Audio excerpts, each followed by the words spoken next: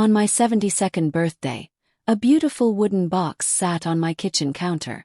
The wood was dark and shiny, with gold edges that caught the morning light. There was no name on it, just a small card that said, "Happy birthday, Mom," in my son Marcus's handwriting. We hadn't talked much lately. Inside were 10 expensive Cuban cigars, the kind that cost more money than I spend on food in a month. But Marcus never remembered that I stopped smoking 3 years ago when the doctor said my heart was getting weak. He never asked about my health. He never asked about anything. So I took those cigars straight to Linda Chen, my son's mother-in-law. She's a sweet lady who still enjoys a good smoke on her back porch. I thought maybe Marcus was trying to be kind again. But the next morning, Linda fell down in her garden, couldn't breathe right. The doctor at the hospital said it wasn't her usual heart problems. It was poison. And right then, the truth hit me like cold water. My son hadn't remembered me at all. He only remembered how much money he would get when I died. I'll tell you everything. First, let me thank you for watching Granny's Voice. Please subscribe and tell us where you're watching from in the comments. We might give you a shout out in our next video. Today's special shout out goes to LaTanya Burke from Washington, D.C. Thank you for being part of our family. Now, let me tell you everything. The hospital smelled like cleaning soap and sadness. I stood next to Linda's bed, watching her chest go up and down while machines beeped around her. Plastic tubes came out of her arms and little lights blinked on the machines. She was alive, but barely. Her husband sat in a small chair, holding a paper cup of coffee with shaking hands. "Margaret," he whispered, his voice cracking. "The doctors said it wasn't her heart. They said it was something she smoked." My stomach felt sick. I kept thinking about that shiny wooden box, Marcus's handwriting, the cigars. "I gave them to her," I said quietly. "They came to me first." His eyes got really big and scared. You. He couldn't finish talking. He didn't need to. I left the hospital that night with too many questions and no answers. The cold November air went right through my jacket as I walked to my old car. Every breath hurt a little, like when I had that bad chest cold last winter. I hadn't touched tobacco since then. Marcus knew that. Or he should have known. Why would he send them to me? Why now? After months of not calling. Back at home, I put the empty wooden box on my kitchen table. The gold edges sparkled under the light, like they were making fun of me. Picked up the card again. Just 3 words. "Happy birthday, Mom." No love, no warmth, just handwriting I could never forget. Memories pushed into my mind. Marcus as a little boy with messy hair, running around the backyard. The way he used to climb on my lap while I sat on the porch in summer, pretending to draw pictures on my arm with his tiny finger. That sweet child was gone. Now there was a man I barely knew, someone who hadn't called me Mom in months. I sat there until midnight staring at that box. The house was so quiet. Since my husband died, silence had become my only friend. Finally I picked up the phone. The next morning I walked into the police station. Officer Martinez, a woman about 45 years old with serious eyes and a strong voice, met me at the front desk. "You're saying your son sent you cigars and the woman who smoked them is in the hospital?" she said, raising one eyebrow. "Yes," I said. My voice was steady, but inside I was shaking. "The doctor said it wasn't natural, said it was poison. And that box," I pushed it across her desk, "that's where they came from." She looked at it carefully, lifting the lid, smelling the wood. Then she sat back in her chair. "We'll test it. But Mrs. Thompson, this is a very serious thing to say. Are you sure your son sent these?" "I know his handwriting," I said coldly. "A mother never forgets." Martinez nodded slowly, writing something in her notebook. "We'll need to check everything." That night I couldn't sleep. Every little sound in the house felt like a whisper. Every shadow looked like his face. I sat in my favorite chair, staring at the ceiling, wondering when Marcus had stopped being my baby boy and started being whatever he was now. 2 in the morning the phone rang. It was Linda's husband. "They say she's getting better," he said, relief in his voice. But they're sure it wasn't natural. The doctors think it was something in the cigar. My heart sank. I thanked him and hung up. I walked to the front porch, lit by the weak yellow light, and looked out at the dark yard. The night was quiet except for a dog barking far away. I held the porch railing with both hands. "Marcus," I whispered, "why would you want me gone?" 2 days later, Officer Martinez called. "We tested them," she said. "The cigars had oleander poison. It's from a plant. Very dangerous. Even a little bit can kill you." I said nothing. "Mrs. Thompson," she continued, "is there any reason your son would want you dead?" The question echoed in my chest. Pictures flashed in my mind. Marcus asking about my savings account last year. His comments about my life insurance money. The way he stayed away after his wedding, only calling when he needed money. "He has his reasons," I whispered. Martinez's voice got sharper. "We need to hear them." Later that week, Marcus pulled. His voice was sweet, too sweet. "Mom, did you get my gift?" I froze, holding the phone so tight my knuckles turned white. "Yes, I did." He waited, then asked, "Did you try one?" "No," I said evenly. "I gave them to Linda." A long pause, then a laugh that sounded high and fake. "Well, I guess that works too." Something in his voice made chills run down my back. After we hung up, I sat in the dark for a long time, thinking about every word. The next Sunday, I drove past his house. I told myself it was just coincidence that I was taking the long way to church. But when I saw his car in the driveway, shiny and new, I couldn't help wondering how much of that was bought with patience, and how much with planning. Through the window, I saw him laughing with his wife. He looked happy, like he didn't just send his mother a box of death. I didn't knock. I just sat in my car until the sun went behind the trees, then drove home. That night, I pulled out the old folder where I kept my important papers. Life insurance, house papers, bank savings, all organized neatly.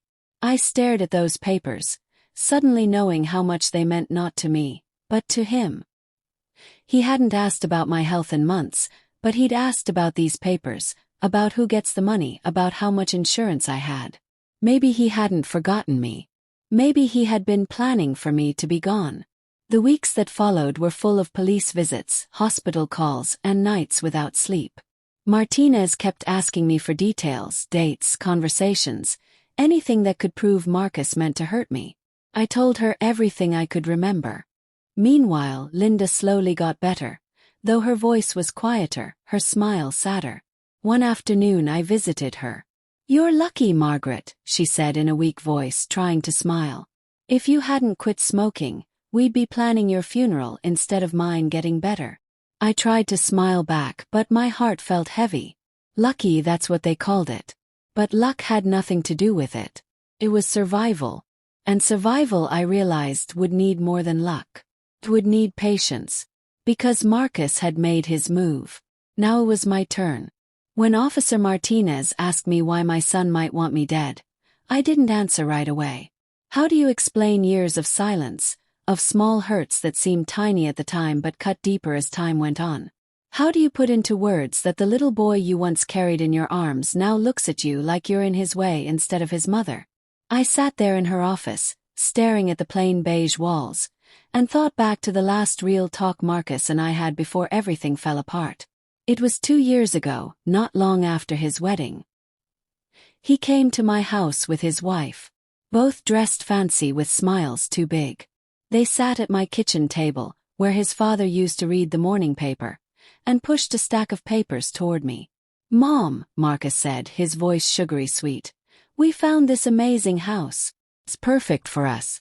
We just need some help with the down payment." I looked at those papers. The numbers were printed in bold, more zeros than I'd ever seen in my savings account. "Marcus," I said, calm but firm, "I can't give you that much money all at once. I'm retired. I live on what little I have." His smile faded. His wife leaned forward, her voice getting sharp. "But you have things. The house, your pension, the life insurance. You don't even need all of it." I stared at her, then at him. That money is for my doctor visits, for me to live. And yes, someday whatever's left will go to you. But not now. Not like this. Marcus's face got hard in a way I'd never seen before. So you're saying you'd rather hold on to your money than help me start a life? I wanted to tell him it wasn't about holding on. It was about staying alive. But in that moment, I saw he didn't see me as his mother anymore. He saw me as a piggy bank that wouldn't open. He left that day without hugging me, without even looking back. Back in Martinez's office, I finally said. He asked me for money once. I couldn't give it to him. He didn't forgive me.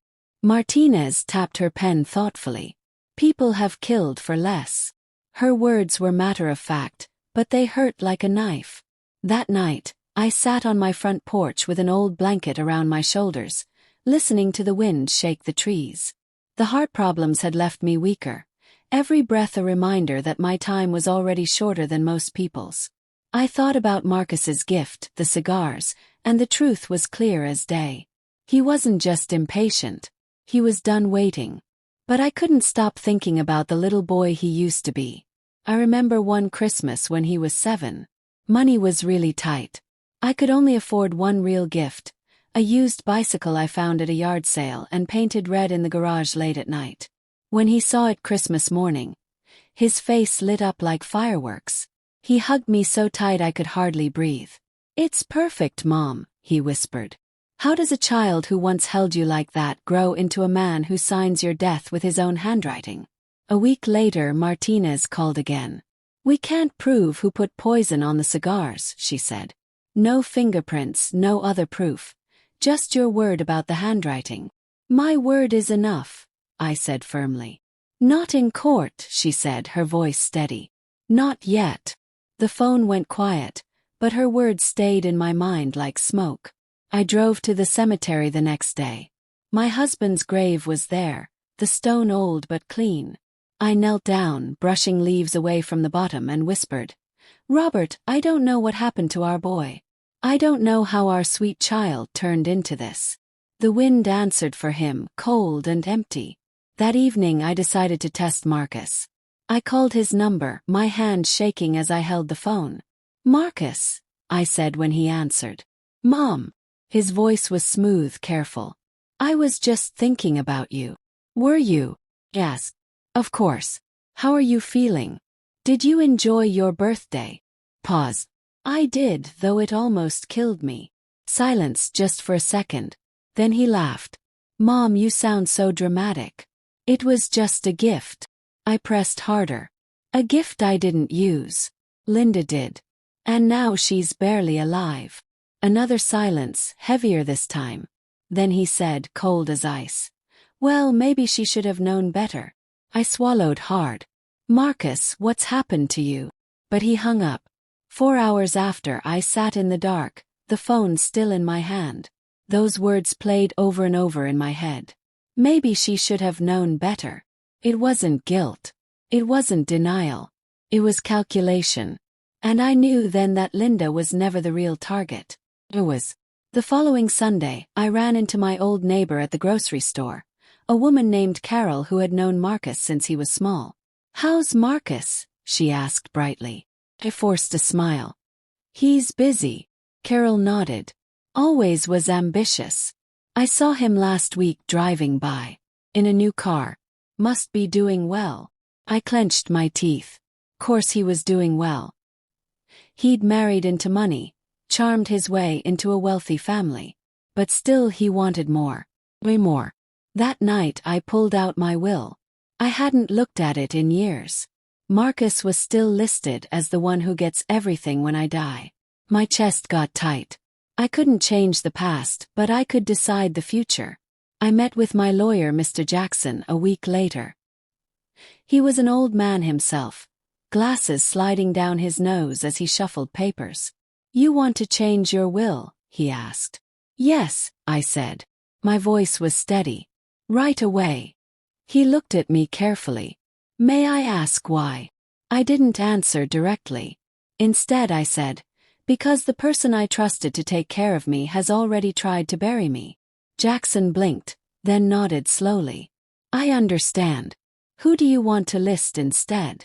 I thought for a long moment. Linda came to mind. Her family may be a charity. Anyone but him. Not Marcus, I said finally. Anyone but him. The twist came that same evening. As I drove home from Jackson's office, headlights appeared in my rearview mirror. Car was following me, too close, too steady. I turned onto a side street. The car turned too. My heart started beating fast. I pulled into my driveway, watching as the car slowed at the corner, then disappeared. Coincidence? Maybe. But in my gut I knew better. That night I dreamed of the bicycle again, the one I painted red for Marcus when he was 7. Only this time in the dream, he rode it away from me and never came back. When I woke up, the sun was just coming up. My house felt colder than ever. I poured myself coffee and sat at the table, staring at the wooden box still sitting there, empty but heavy with meaning. Marcus had played his hand, but he didn't know mine yet. And as I sipped the bitter coffee, I made myself a quiet promise. I would not let him win. Not with my money, not with my life, not with my name. The morning after I changed my will, I found a note pushed under my front door. No envelope, just folded paper with my name written across the top. Mom, it said, I think we should talk. Marcus. The handwriting was the same sharp style as on the cigar box. My stomach tightened. He hadn't left me a birthday card out of love. He'd left me a trap. And now he wanted to meet. For a moment I thought about tearing the note in half. But another thought came to me. Maybe this was the chance I needed. Not to make up, but to see him clearly, without the memories or hopes getting in the way. So I called him. His voice was honey-sweet and careful. Mom, I'm glad you called. You wanted to talk, I said. Yes. Dinner tomorrow night. Somewhere neutral. Neutral ground. That phrase hit me like he was making a deal with an enemy, not inviting his mother to dinner. Still I agreed. The next evening I drove to a small diner on the edge of town. He was already there, sitting by the window, a cup of coffee untouched in front of him. He looked like the successful son, perfect hair, nice clothes, a watch on his wrist that could blind you in sunlight. Mom, he said with a practiced smile. You look good. I sat down, folding my hands to hide their shaking. You wanted to talk. Yes. He leaned forward. I feel terrible that we've grown apart. Life is short. I don't want regrets. His words were smooth, but his eyes kept looking at my purse, at my watch, at anything that sparkled. I nodded slowly. Regrets. She sipped his coffee, then said softly, You know, Mom, I've been worried about you living alone. What if something happens? You should think about making arrangements to make things easier. There it was. Play. I've already thought about it, I said. I just updated my will. For the first time his mask slipped. A flicker of panic, then gone. Oh, well, that's good, he said too quickly. That's responsible. I held his gaze. You don't need to worry about me, Marcus. I've taken care of everything. Silence stretched between us, tight as a wire. Finally he smiled again, but it didn't reach his eyes. That's all I wanted, Mom. To know you're okay. I left that dinner with a bitter taste of coffee still on my tongue, but also with confirmation. He hadn't invited me to heal old wounds. He wanted to probe, to measure, and he had learned something he didn't expect. He no longer held the key to my money. That night I pulled out my insurance policy.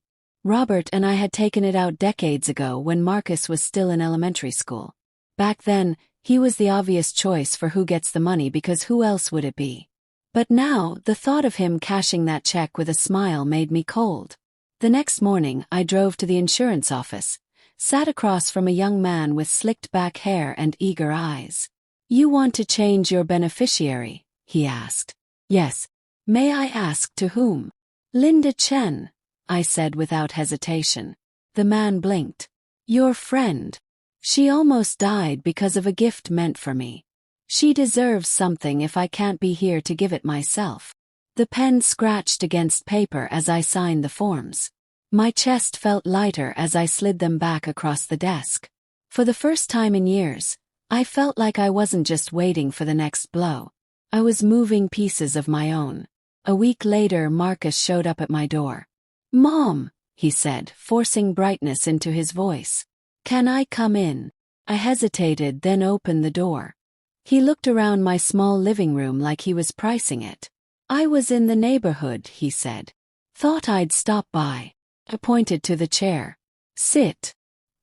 He sat carefully, crossing his legs, his cologne strong enough to choke someone. "Mom, I've been thinking. Maybe I was too harsh before asking for help. I mean, I understand you have your own needs." I raised an eyebrow. "Do you?" He smiled, tilting his head. "Of course. But I also think families should support each other. I'd do the same for you." The lie was so smooth I almost admired it. I leaned forward. "Marcus, let's stop pretending. You didn't bring me cigars because you cared. You brought them because you hoped I'd smoke them." His face froze just for a second. Then he laughed, light and hollow. "Mom, that's ridiculous." "Is it?" I asked. "Linda nearly died." He waved a hand. "Accidents happen." I stood up. "Not this kind of accident." For the first time, his mask cracked completely. His jaw tightened, his eyes narrowed. "You're paranoid," he hissed. "You've always been paranoid. No wonder, Dad." He stopped himself. "Too late." I felt the words like a blade. "No wonder, Dad." He had been about to twist the knife deeper. I breathed slowly. "Get out, Marcus." His eyes flashed with anger, but he stood, grabbed his jacket, and left without another word. The door closed behind him with a sound that echoed through the house. That night I couldn't sleep. I sat at the kitchen table with the wooden cigar box in front of me, empty but still heavy.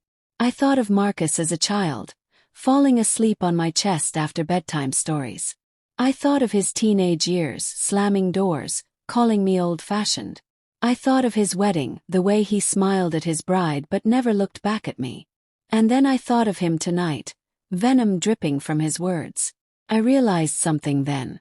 This wasn't just about money. Marcus resented me for living, for lasting longer than he wanted. And that meant he wouldn't stop. So I began to plan. Not with anger, not with rage, but with patience, precision, and the tools Marcus could never understand. Law, paper, and time. "Call Jackson again." "One more thing," I said. "I want to set up a trust. Ironclad." "Marcus doesn't see a penny." Jackson chuckled grimly. "Sounds like war." "No," I said. "It's survival." The twist came 2 days later. A letter arrived in the mail, official-looking. It was from a law firm I didn't recognize. "Mrs. Thompson," it read. "We represent Marcus Thompson. This is to inform you of his intent to pursue guardianship proceedings, citing concerns about your mental competency." I stared at the words until they blurred. Guardianship. He wasn't just waiting for me to die. He was trying to declare me unfit to live. The letter shook in my hand long after I'd finished reading it. Petition for guardianship. Concerns of declining mental competency.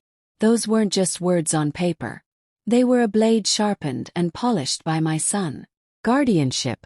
If he succeeded, he wouldn't need to wait for my will or my life insurance. He would own my life while I was still breathing. I folded the letter carefully, slid it back into the envelope, and sat at my kitchen table, the same spot where Robert and I used to play cards on quiet evenings. I whispered to the empty chair across from me. "He's trying to bury me alive." The next morning I marched into Jackson's office. He took one look at my face and pushed aside the stack of files on his desk. "Tell me," he said. I handed him the letter. His lips moved silently as he read. Then he leaned back with a long sigh. "Guardianship. That's bold and ugly." "He wants to prove I'm incompetent," I said, my voice low. "He wants the court to strip me of my own decisions." Jackson tapped the paper. "Don't underestimate him, Margaret. These petitions can be dangerous. If he brings in doctors, neighbors, even receipts of mistakes. Judges take them seriously. What mistakes? Asked sharply. He hesitated. Tell me honestly, have you had lapses? Forgetting bills, medication, leaving the stove on. Clenched my jaw. I'm 72, not senile. I remember more than he ever gave me credit for. Jackson leaned forward. Then we fight, but carefully. This isn't about anger. It's about evidence. If he wants to build a case against you, we'll build one stronger for you. That week, Marcus began his performance. Neighbors stopped by with odd stories. Mrs. Peterson from next door. Your son mentioned you've been confused lately. Said you left your front door wide open all night. A pharmacist squinting at me. Marcus told us you sometimes forget your prescriptions. We've been advised to keep an eye out. And at church, whispers traveled like wildfire. Such a shame. Poor Margaret isn't all there anymore. Good thing Marcus is stepping in. It was a campaign as methodical as any election. He wasn't just poisoning cigars. He was poisoning reputations. Kept a journal. Every conversation, every visit, every detail. Dates, times, names. If he wanted to drag me into court, I'd bring the truth bound in leather. One evening, as I wrote at the kitchen table, the phone rang. I picked it up, expecting Jackson. It was Marcus. Mom, he said, his tone sweet as syrup. I heard you've been having trouble. Bills, medicine, doors unlocked. Funny, I replied. I heard the same thing. Wonder where those rumors started. Silence. Then, in a voice sharp as glass, he said, You can make this easy, you know. Just sign over power of attorney. You won't have to go through the embarrassment of a hearing. I laughed. A sound I hadn't heard from my chest in months. Embarrassment. Marcus, the only embarrassment here is you. He hung up. The hearing came 2 weeks later. The courthouse smelled of old wood and stale coffee. I wore my best dress, the one Robert had complimented before our last anniversary dinner together. Jackson stood at my side, steady as a lighthouse. Marcus arrived with his lawyer, a sleek man in an expensive suit who looked like he'd never missed a meal in years. Marcus himself wore black, as though he were already mourning me. The judge, an older woman with sharp eyes, opened the session. Petition for guardianship over Mrs. Margaret Thompson. Mr. Thompson, you may begin. Marcus rose gracefully. Your Honor, my mother has been declining. She forgets basic tasks, leaves her home unsecured, neglects her health. I fear for her safety. He gestured to his lawyer, who produced papers. Affidavits, testimony from neighbors, records from her pharmacy, even statements from family friends. Whispers filled the courtroom. The judge turned to me. Mrs. Thompson, how do you respond? I stood slowly, the weight of every year in my spine, but none in my voice. Your Honor, I may not be young, but I am not incompetent. I have managed my home, my finances, and my health with more care than my son ever managed his marriage. Gasps rippled through the room. Marcus's face flushed red. I held up my leather journal. I have documented every interaction since he began this campaign. Dates, times, exact words. Neighbors pressured, pharmacists misled. A slander machine designed not to protect me, but to control me. Jackson stepped forward, handing the judge copies of my will updates, my insurance changes, and my medical records, all neatly organized.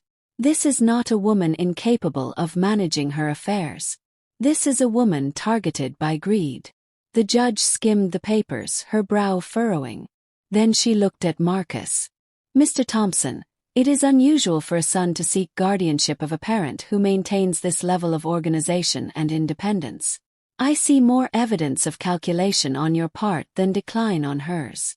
Marcus's lawyer tried to object, but the judge silenced him with a look. Petition denied, she declared. The gavel struck like thunder. Outside the courthouse, Marcus cornered me. His mask was gone now, replaced by a sneer. You think this is over, he hissed. You think one ruling will stop me. I met his eyes, steady and calm.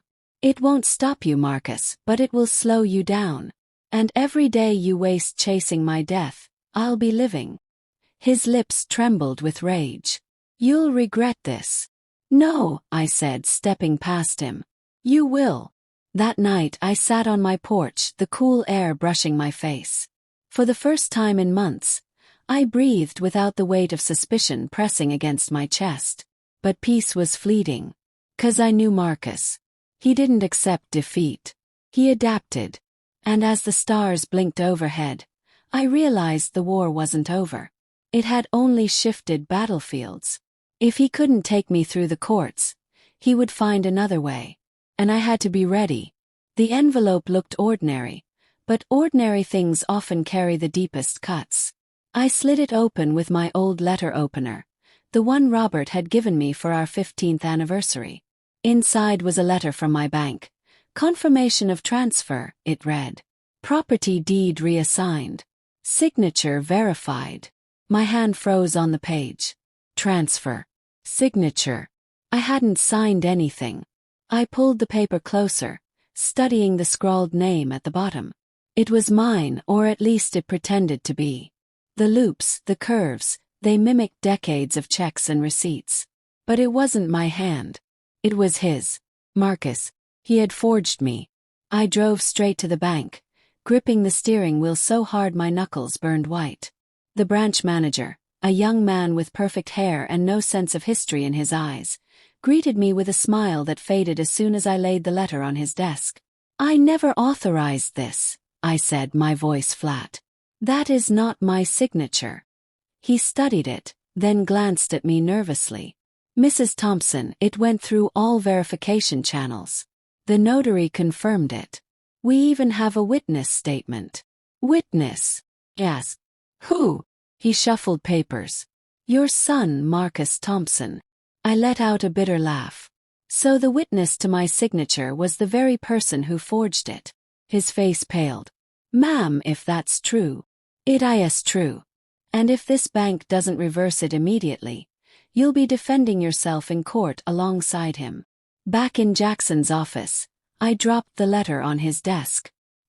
He adjusted his glasses, scanning every word. He's clever, he muttered. Forgery, false witness, notary manipulation. This isn't a desperate child, Margaret. This is calculated fraud. I nodded grimly. He wants me stripped bare. If guardianship failed, he'll starve me out instead.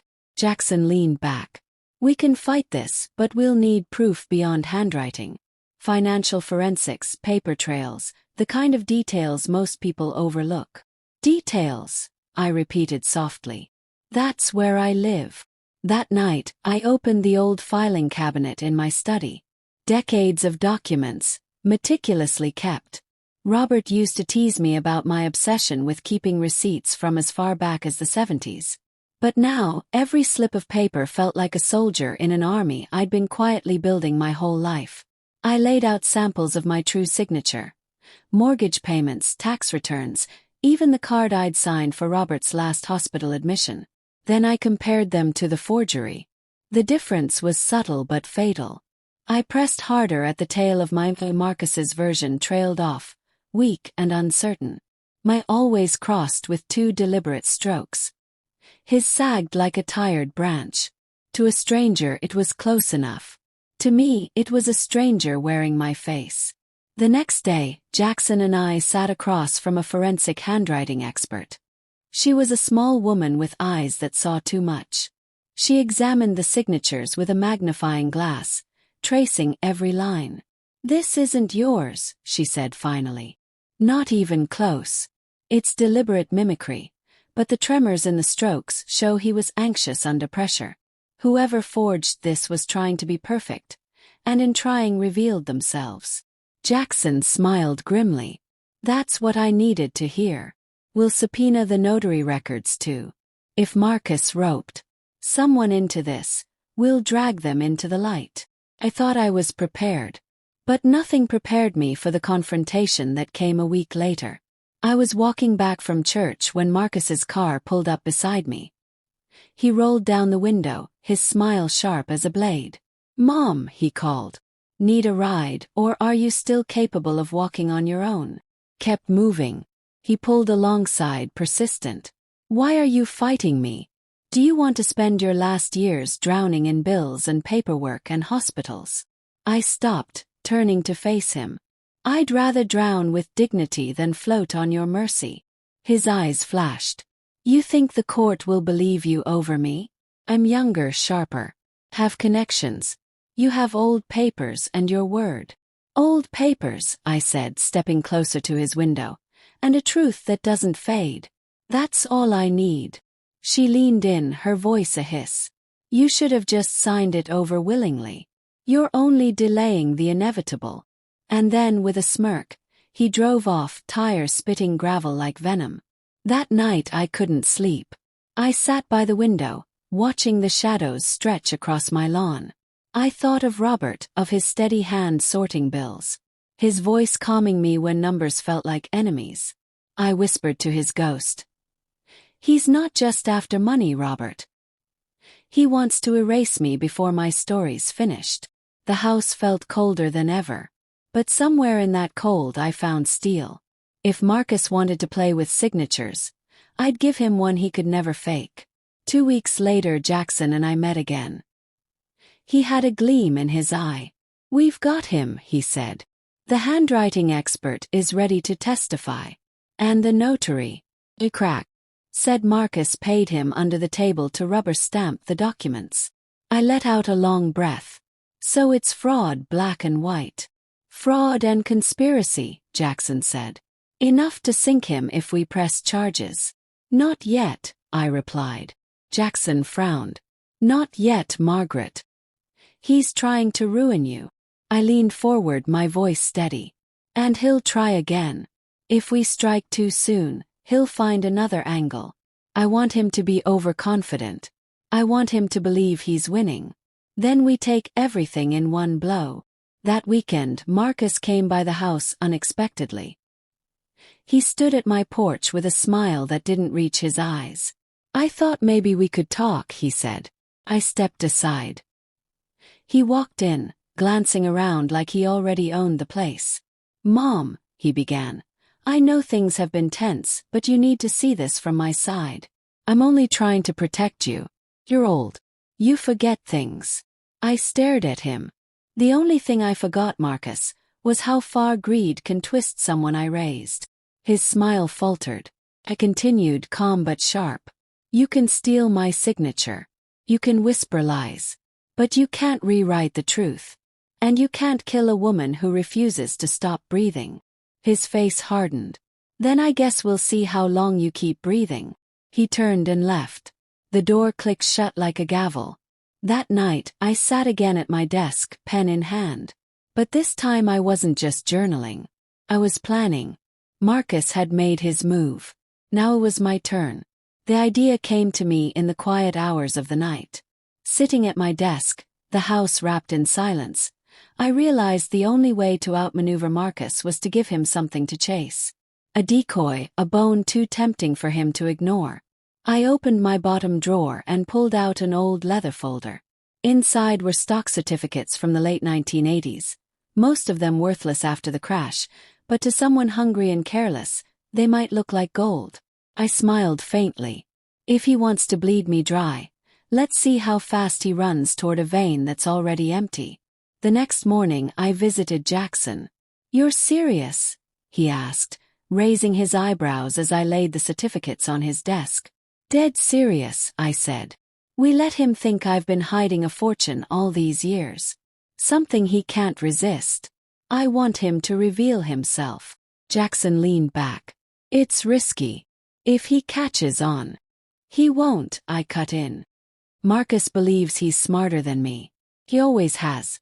That arrogance will blind him. He studied me for a long moment, then nodded. All right, we plant the seed. But you'll need to act vulnerable. Make him think you're slipping. I gave a cold smile. That won't be hard. He already sees me as half gone. That weekend Marcus came by again, this time uninvited. He carried a bag of groceries, performing the role of a caring son. Thought you could use some help, he said. setting them on the counter. I played along, moving slower than usual, letting my breath hitch just enough for him to notice. "Marcus," I said, lowering myself into the chair, "there's something I've been meaning to sort out. Some old accounts. Stocks from back when your father was alive. They've been sitting untouched for decades." His eyes flickered, quick as a spark. "Stocks?" he repeated casually. "Yes, I never told anyone, not even Jackson. They might be worth something now. I've been too tired to check." I let the silence hang, then added, "I'd like you to help me with them. After all, you're better with computers." She tried to hide it, but I saw her pulse quicken in the hollow of her throat. "Of course, Mom," he said smoothly. "I'll look into it for you." Later that night I phoned Jackson. "He took the bait," I said. He chuckled darkly. "Now we watch the fish swim." In the following days, Marcus grew bolder. He stopped pretending to care about my health and began asking pointed questions. "Where exactly are those stock papers, Mom?" "In the study," I said vaguely. "Somewhere in that old folder. I can't recall which drawer." He would linger there longer each visit, rifling through files when he thought I wasn't looking. Once I caught him standing over the folder, his fingers brushing the certificates as though they were relics of a treasure chest. "You shouldn't strain yourself with old paperwork," he said quickly when he saw me watching. He nodded. "You're right. That's why I trust you." The real twist came a week later. Linda Chen, his mother-in-law, the woman nearly killed by those poisoned cigars, called me from the hospital. Her voice was weak but clear. "Margaret, Marcus came to see me," she said. My grip tightened on the phone. "What did he want?" "He asked me about your old business ventures. Said he was helping you get your finances in order." "Margaret, he wasn't asking like family. He was digging like a grave digger." Closed my eyes. The pieces were falling exactly where I thought they would. "Linda," I said softly, "don't tell him more than he already knows. And for God's sake, don't smoke anything he gives you." She gave a strained laugh that turned into a cough. "Don't worry. I learned my lesson." The next Sunday, Marcus invited me to dinner at his house. "Just a simple meal," he said, his voice dripping with rehearsed sweetness. I arrived to find his table perfectly set, candles glowing. His wife barely spoke, her eyes darting nervously between us. I could tell she knew more than she dared to say. Marcus poured me tea, though he knew I rarely drank it hot. "To new beginnings," he said, raising his cup. I sipped but did not swallow. Instead, I let the liquid touch my lips before setting the cup down. "So, Marcus," I said calmly, "have you had any luck with those old stocks?" He leaned forward, his eyes shining. "Yes, Mom. I think they could be worth a lot. Enough to make things easier for you, for all of us." His smile widened, but there was hunger behind it, sharp as teeth. His wife dropped her spoon with a clatter. Marcus shot her a glare that could slice through bone. I tilted my head. "Sarah, you seem uneasy," she stammered. It's just hot in here." Marcus's hand clamped over hers. "She's fine. We're all fine." That night back at home I wrote in my journal, "He's chasing shadows, mistaking them for gold. But Sarah knows. She's cracking. And when she does, the whole facade will collapse."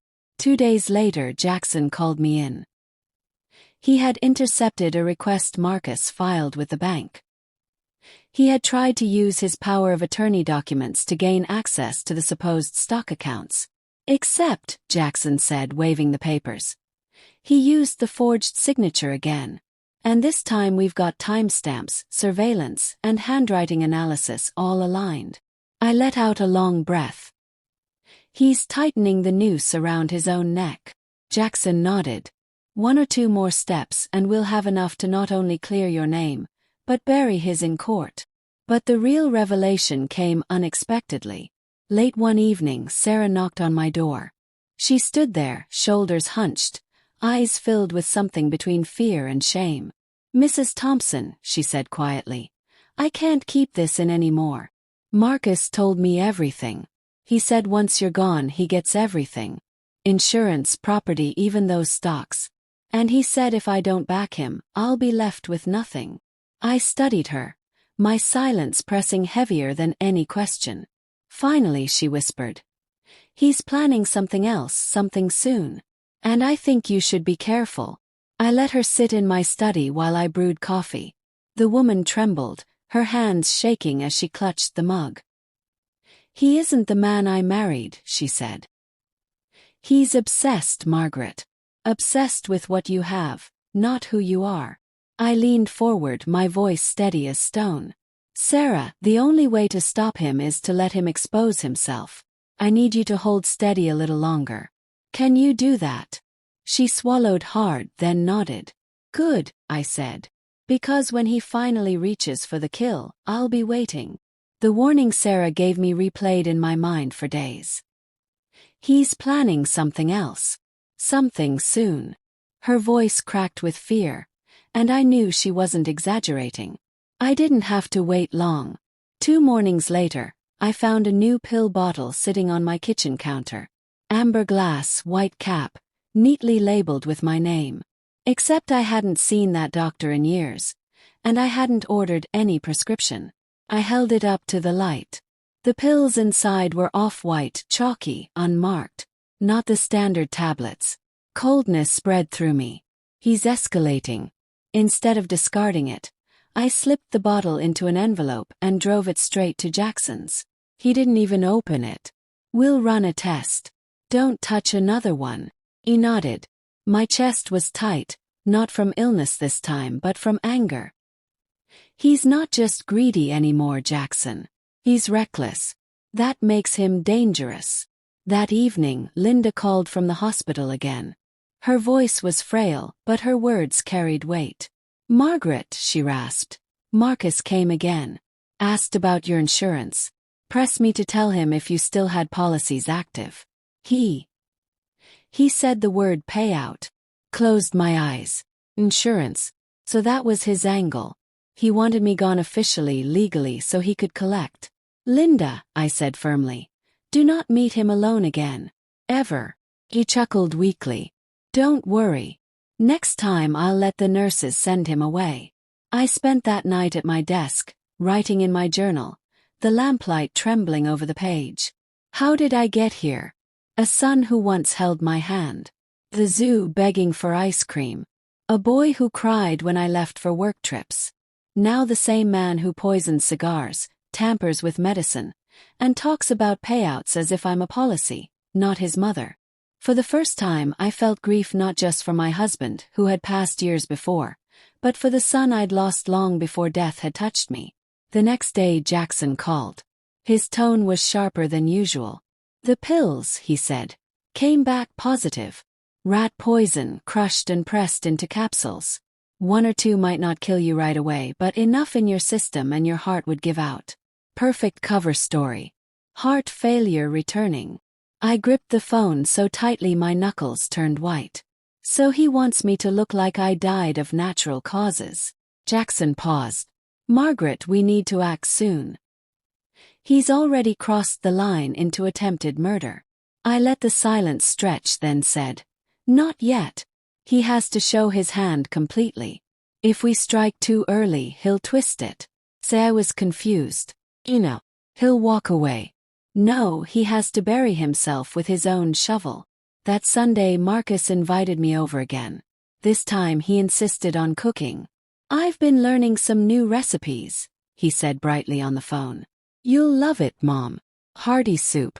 Good for your heart. The words made my stomach turn. At Jackson's urging, I alerted the police.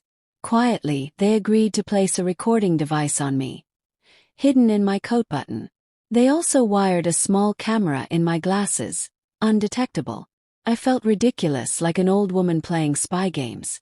But then I thought of Linda collapsing, gasping for air, of Sarah trembling at my doorstep, of the pill bottle on my counter, and the absurdity vanished, replaced by resolve. His home smelled of herbs and garlic. A pot simmered on the stove, steam curling into the air. Marcus moved around the kitchen with the confidence of someone who believed he was already victorious. Sit, Mom, he said warmly. Dinner will be ready in 10. I lowered myself into the chair, adjusting my glasses just enough to angle the lens toward the counter. My eyes caught a small vial beside the cutting board, unlabeled. He ladled the soup into bowls, humming softly. Then, as if choreographed, he sprinkled a pinch of powder from the vial into mine. Not his, not Sarah's. My heart hammered, but my face stayed still. Here you go, he said sweetly, setting it before me. Sarah's hands fidgeted in her lap. Her eyes darted between me and the bowl. She opened her mouth and closed it, her jaw trembling. Go ahead, Mom, Marcus urged. It's good for you. I lifted the spoon, letting it hover just above the surface. The camera caught it all. Then I set it down. Marcus, I said quietly, why don't you take the first bite? His smile faltered just slightly. Oh, Mom, it's made just for you. You need it more. Sarah's spoon clattered onto the table. Her voice cracked. Stop it, Marcus. Just stop. He froze, his eyes blazing. What are you talking about? She pushed her chair back. I can't keep covering for you. She knows. Everyone knows. Marcus's face drained of color. Then he turned to me, his voice dripping venom. You set me up. I met his gaze, steady as stone. No, Marcus. You set yourself up. He stormed away from the table, his footsteps striking the floor like gunshots. The door to the kitchen slammed. I sat there in the silence that followed, Sarah shaking, the untouched bowl of soup cooling in front of me. When I finally rose, I put a hand on her shoulder. You did the right thing tonight. She nodded, tears brimming. I don't know what happens now. Now, I said, my voice cold but calm, we let the law take its course. But Marcus doesn't know it yet. He still thinks he has a chance. And that's exactly what will finish him. That night back home I wrote again in my journal. The trap is nearly closed. He tried to kill me with cigars, with pills, with food. Each time he failed, but failure has only sharpened his desperation. Soon he'll try one last time. And when he does, the world will see him for who he truly is. I set the pen down, staring at the quiet of my study. For the first time in months, I felt something close to peace. I had thought the storm had passed after the poisoned food, but silence has its way of whispering threats. 3 nights later, I woke to the sound of gravel crunching outside my window. At first, I told myself it was nothing. Stray cats, the wind shifting the branches. But then I saw the headlights crawl across my walls, slow and searching, as if someone out there wanted to remind me that they hadn't finished their work. I didn't move. I sat in the dark, breathing shallowly, and for the first time in years, I understood how it feels when danger doesn't come with noise, but with patience. That was Marcus's way. He had inherited my steadiness, my quiet nature, but he'd twisted it into a weapon. The next morning I called Officer Martinez. My hand ached from gripping the phone so hard, but my voice stayed level. I told her what I had seen. The car circling my house, the lights cutting my sleep open. She wanted to push for a warrant right then, said it was intimidation, said he was escalating. But I told her not yet. Marcus hadn't shown his final hand. If we cornered him too early, he'd find a way to explain it all away. Coincidence? Misunderstanding? He'd smile that sharp smile and twist the story until I was the paranoid old woman. I couldn't afford that. So I asked her for one more move, one more thread to let him hang himself with. She didn't like it. She said I was gambling with my own life. I told her it wasn't gambling. It was patience. Later that afternoon, Sarah came to me. She looked worse than before. Eyes rimmed red, shoulders slumped, the weight of secrets dragging her down. The moment she stepped inside, she whispered, "He knows I talked." I sat her down at the kitchen table, the same place Marcus used to sit with his homework, and I asked her to tell me everything. She said he had screamed at her, called her a traitor, told her she had ruined their lives. He hadn't slept in days. He paced the house, checked numbers, made phone calls at odd hours. Then she said the words that froze my blood. Yesterday he asked me to check your car. He wanted me to make sure the brakes were still working. I felt the silence wrap around us. I asked her to repeat it, and she did, voice breaking. He wanted to make sure that when you drove, the car would take you downhill and never stop. She wasn't talking about the past anymore. She was planning the end. Sarah broke down at my table, sobbing into her hands, saying he told her once it was over, she would be free. Free of debt. Free of me. And then the insurance. Always the insurance. I laid a hand on her shoulder and told her the truth she couldn't say aloud. He wasn't asking for freedom. He was asking for my death. That night I went into the garage. The sedan sat quietly in the dim light, as it always had, loyal in its silence. 12 years of service, grocery runs, church visits, even nights when Marcus had once begged me for ice cream, laughing in the passenger seat. Now the same hood was meant to become my coffin. I looked at my reflection in the windshield. Old, tired, heart problems making every breath count, but still alive. He thought my weakness made me easy prey. He forgot who taught him patience in the first place. Called Jackson again. I told him to wire the car, every inch of it. Bolts, lines, brakes. If she touched a single part, I wanted it on record. He said I had ice in my veins. I told him it wasn't ice. It was patience. 2 days later, patience rewarded me. I parked down the block and walked home through the shadows. From the trees, I had a clear view of my driveway. And there he was, Marcus, my son, my blood.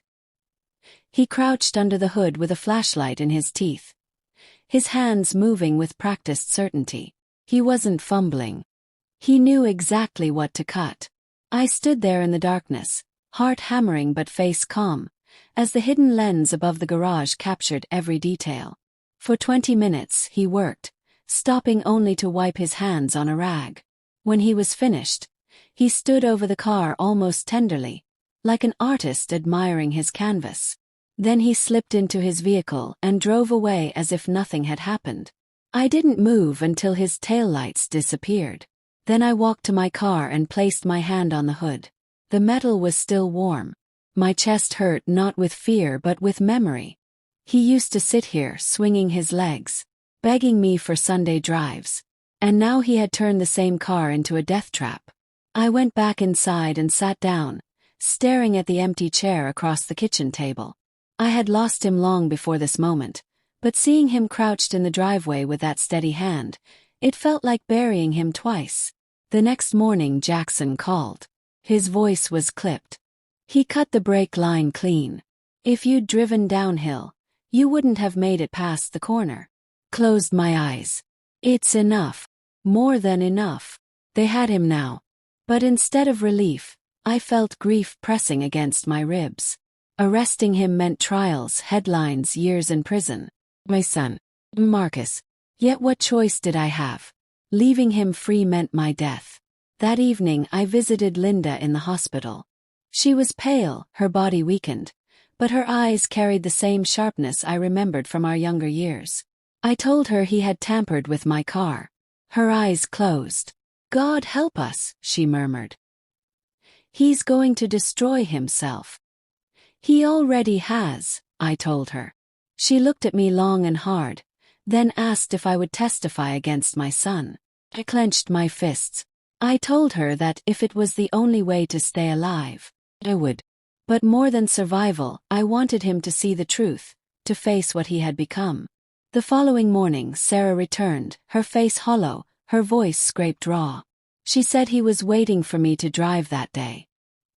He believed it was over, that the car would finish what he started. She said he told her once it was done, he would finally breathe again. I looked her in the eye and told her that today he would learn what freedom costs. That night I prepared everything. The police had the footage. The car was wired, cameras hidden. My journal lay open in my lap as I wrote. Tomorrow, Marcus faces the truth. Tomorrow, he buries himself in the grave he dug for me. I closed the book and placed it on the table beside me. Then I whispered into the silence of the room, my voice steady and final. Tomorrow my son tries to kill me for the last time. Morning arrived gray and heavy, the kind of sky that presses down on your shoulders before you even step outside. I knew it would be the day everything shifted. My coffee sat untouched on the table. I wasn't hungry. I wasn't thirsty. I was waiting. By 9 o'clock, Officer Martinez's unmarked car was parked. 2 houses down, hidden beneath the limbs of an old oak. Another sedan I didn't recognize idled farther back, officers inside with cameras trained on my driveway. Every move had been rehearsed, every angle prepared. All I had to do was play my part, an old woman stepping into her car, unaware of what waited beneath the hood. But I wasn't unaware. I was wide awake. I dressed carefully. Pressed blouse, slacks, the leather shoes Marcus had once given me for Mother's Day. They had scuffs now, creases across the top, but I wore them anyway. I wanted him to see them, to remember that once he had been capable of love. When I stepped outside, the air smelled damp, almost metallic. My hands didn't shake. I walked to the car as if I were heading to the grocery store. As I opened the driver's side door, I glanced across the street. Marcus's car had just turned the corner, crawling slowly toward me. His posture stiff behind the wheel. He parked half a block away. Too far to greet me but close enough to watch. His eyes locked on me. I sat in the driver's seat, the leather cold beneath me. For a moment, I let myself remember the early years. Marcus in the passenger seat, hair tangled by the wind, laughter spilling from his mouth as we drove with no destination. I let that image linger because I knew it was about to die. Then I turned the key. The engine roared smooth and steady. I eased the car forward just a few feet, enough to prove the point. And that's when the trap closed. Martinez's cruiser came alive, lights flashing, siren piercing the quiet street. The officers moved with precision, boxing him in before he had time to react. Marcus's head jerked around, his face frozen between confusion and fear. He tried to start the car again, but the door was wrenched open, his body pulled out, his arms pinned behind his back. "Marcus Thompson, you're under arrest for attempted murder," the officer's voice boomed. His scream split the morning. Not words, just raw, jagged sound. He twisted against the cuffs, eyes wild, searching for me. And when they finally locked onto mine, the betrayal cut both ways. "Mom," he shouted. Tell them I didn't." But I couldn't move. My hands gripped the steering wheel, my knuckles white. For a second I almost wanted to believe him, to erase the footage, to burn the evidence. But then I remembered Linda gasping for air. I remembered Sarah's trembling voice. I remembered the brake line cut clean. I opened the door and stepped onto the driveway. My voice carried farther than I expected, steady and unbroken. "Marcus," I said, "you tried to kill me." His face collapsed as if the weight of those words finally broke something inside him. He didn't fight anymore. He sagged against the officers, staring at me with a mixture of rage and despair. The neighbors had begun to gather, murmuring from their lawns, pulling out their phones. I hated the spectacle of it all, but there was no hiding now. My private war had spilled into daylight. At the station, Jackson walked me through the paperwork. The footage was solid. The cigars traced back to him. Sarah's testimony filled the gaps. He would face charges: attempted murder, conspiracy, reckless endangerment. The words sounded clinical, too clean for what he had done. But they carried weight. They meant accountability. That night, alone in my kitchen, I poured myself a glass of water and stared at the empty chair across from me. The silence was worse than before. At least when he was free, I could imagine he might walk through the door again. Now he was caged, and the distance between us had become absolute. But the story wasn't over. Arrests are only beginnings. The trial would come, and with it, every buried secret would be dragged into the open. 2 weeks later I sat in the courthouse, the oak benches polished to a shine, the air thick with whispers. Marcus was led in wearing an orange jumpsuit, stark against his pale skin. He refused to look at me. His eyes stayed forward, jaw clenched. Sarah sat behind me, shoulders hunched, her guilt hanging like smoke. The prosecutor laid out the evidence in calm, methodical strokes. The poisoned cigars, the break footage, the bank statement showing his debt, the insurance policy naming him as beneficiary. Each piece fell into place like stones in a grave. His lawyer tried to paint me as paranoid, delusional, a sick old woman inventing stories to punish her son. But when the footage rolled of him crouched beneath my hood, flashlight in his teeth, the room went still. Even his lawyer had no words. Marcus finally spoke. His voice cracked, but his words were sharp. "I didn't want to kill you. I just wanted to be free." The prosecutor pressed. "Free from what, Mr. Thompson?" And Marcus's eyes flicked to me at last. From her. From always being second. From never being enough. She gave everything to everyone else. Her friends, her causes, her charities. But not to me. Never to me. His words hit harder than the evidence. Because buried inside the venom was a fragment of truth. I hadn't always been the mother he needed. I had been distant at times, stubborn, focused on survival more than affection. And now that neglect had grown teeth. But neglect doesn't cut break lines. When the court adjourned for the day, Sarah and I stepped outside into the cool evening air. She lit a cigarette, her hands shaking. "He's going to blame you until the end," she said quietly. He nodded. "And I'll carry it because it's mine to carry. But his choices, those are his alone." That night sleep didn't come easily. Every creak of the house felt like his footsteps. Every gust of wind like his whisper. I walked the room slowly, touching the furniture, the photographs, the remnants of a family I thought would outlast me. And I wondered, not for the first time, if survival was victory or just another form of punishment. The trial stretched on. Witnesses called. Experts testified. Neighbors recounted strange visits, late-night arguments, whispered threats. Each day, the weight pressed heavier on my chest. And yet, through it all, I stayed because I had to, because truth demanded a witness. When I took the stand, the courtroom hushed. I told them everything. The cigars, Linda's collapse, the poisoned air in her hospital room, the car crouched in my driveway with my son's hands inside its heart. My voice didn't tremble. I didn't cry. I spoke as though I were writing my will. And when I stepped down, I caught Marcus's eyes one last time. For a flicker, I saw not rage, not hate, but fear, as if he finally understood the gravity of what he had done. The gavel struck, echoing like thunder. Court adjourned. Tomorrow the verdict would come. I walked outside into the fading light, the courthouse steps cold beneath my shoes. The world felt suspended, as if holding its breath. Tomorrow would bring closure or another storm. But tonight I stood between past and future. An old woman stripped bare by betrayal, waiting for justice to decide if it still remembered my name. The verdict came on a Tuesday morning, cold and sharp as winter glass. I sat in the front row, my hands folded in my lap, watching as the jury filed back into the courtroom. 12 strangers who had listened to weeks of testimony, who had seen the footage of my son crouched beneath my car like a thief in the night. The foreman stood, a middle-aged man with kind eyes that reminded me of Robert.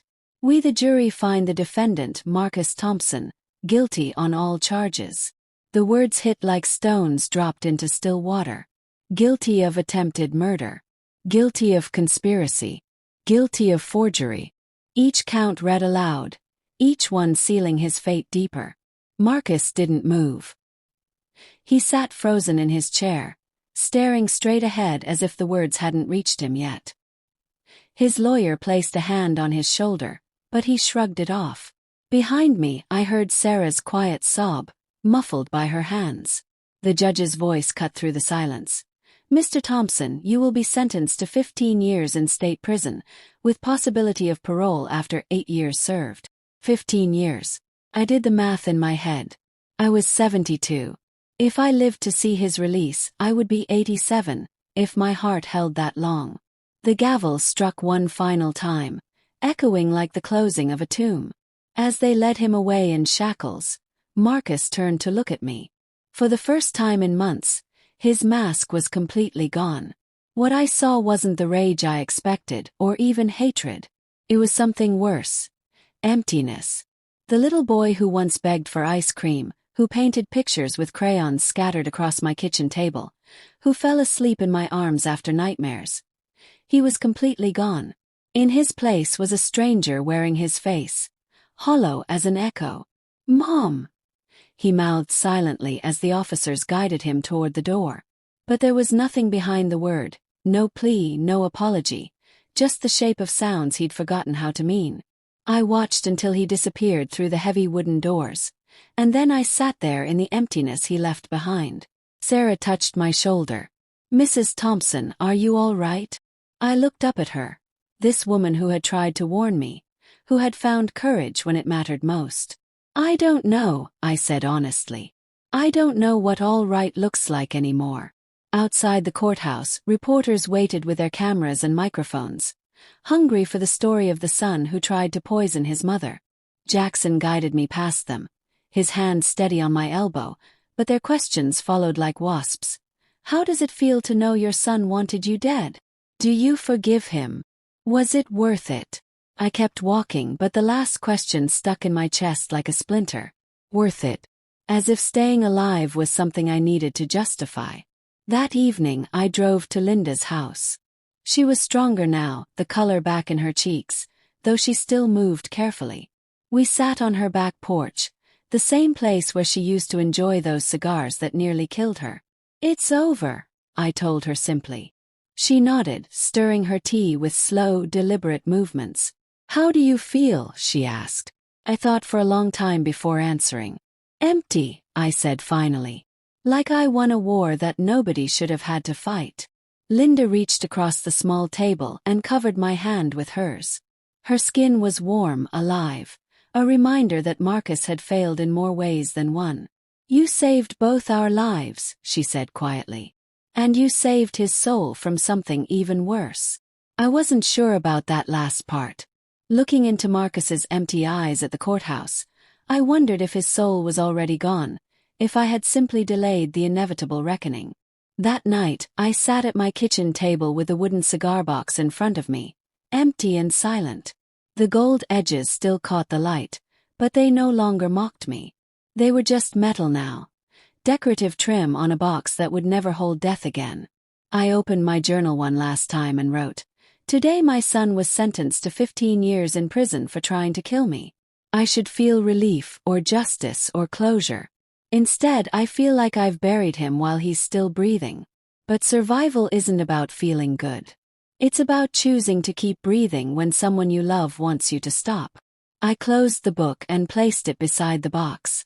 Tomorrow I would pack these things away, store them in the attic with all the other remnants of a life that had been longer than I expected and harder than I deserved. But tonight I would sit with them, and remember the little boy who once was, before he became the man who couldn't be. The house felt different now. Not safer exactly, but quieter in a way that meant peace instead of fear. I walked through the rooms slowly, touching the furniture, straightening pictures that didn't need straightening. In the hallway, I stopped at the photo of Marcus at age 7, gap-toothed and grinning, his small hand wrapped around mine. For a moment, I let myself remember that version of him. Innocent, trusting, full of love that hadn't yet curdled into resentment. Then I turned off the lights and headed to bed. My heart was steady in my chest, no longer racing with the fear that tomorrow might not come. Marcus had tried to steal my tomorrows, but in the end, he had only stolen his own. As I lay in the darkness, I whispered a prayer. Not for forgiveness, not for healing, but for time. Time to live the years he couldn't take from me. And in the morning, when the sun rose over my quiet street, I would wake up breathing. I would make coffee in the kitchen where we once shared breakfast. I would tend the garden where he used to play. I would live, simply and deliberately, because living was the only victory that mattered. My son had sent me a box of Cuban cigars for my birthday, thinking they would be my last gift. Instead, they became his first confession. And I would carry that truth, bitter as it was, for as long as my heart kept beating. Thanks for watching Granny's Voice.